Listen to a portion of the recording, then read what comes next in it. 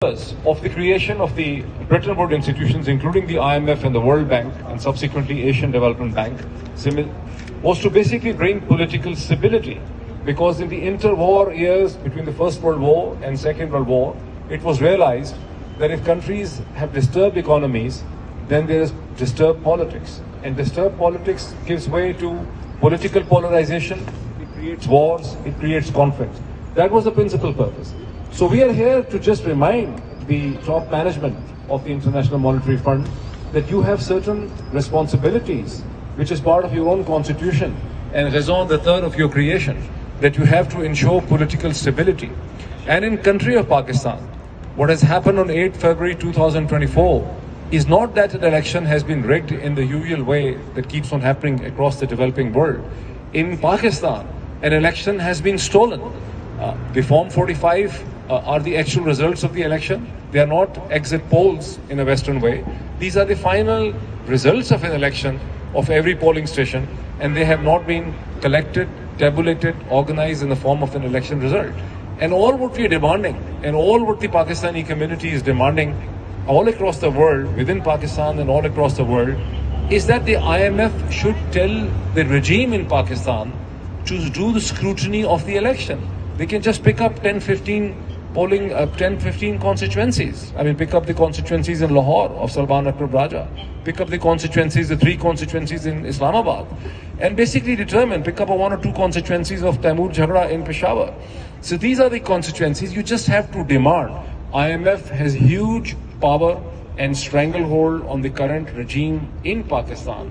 All what they have to tell them behind the scene, that we are concerned about the results, about the allegations of election stealing. And this is not that just a few people, 50 people, 60 people standing somewhere are saying this. All what they have to look at the most prestigious and credible publications of the world.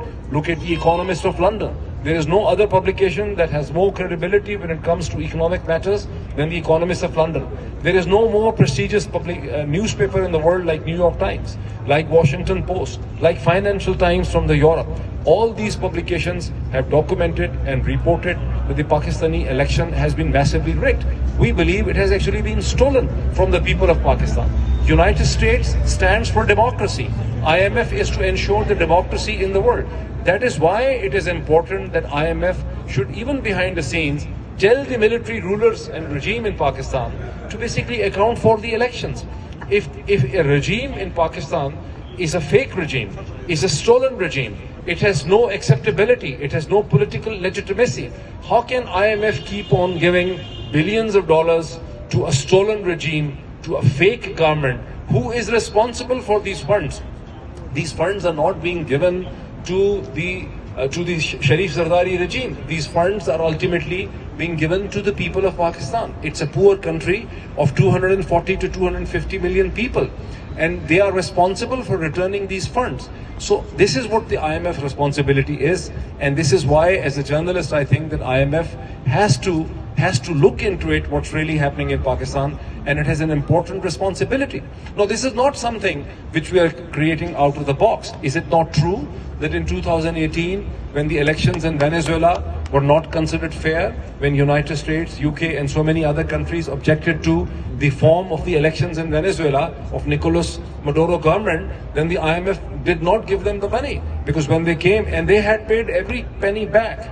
The government of Hugo Chavez had returned all IMF funds back, but the IMF, when they came to ask them in the pandemic during 2020, the IMF told them, since your elections are not legitimate, since major democracies have not really ascertained your elections, we can't give you the $4 to $5 billion. So is IMF ready to give money to Afghan Taliban? Is IMF ready to give money to North Korea? Is IMF ready to give money to Iran? So IMF has its responsibilities. We are not inventing a fantasy or a fiction that IMF has its responsibilities. And IMF in the past has lived up to its expectations. So why not in case of Pakistan? Why support dictatorship, tyranny and a stolen election in Pakistan? This is why we are here, and we are not saying that IMF should not give the funds to Pakistan. Of course IMF should give the funds to Pakistan, but since it's giving funds to Pakistan in a program, in a process, it has a responsibility to demand scrutiny and accountability of the election process. Thank you.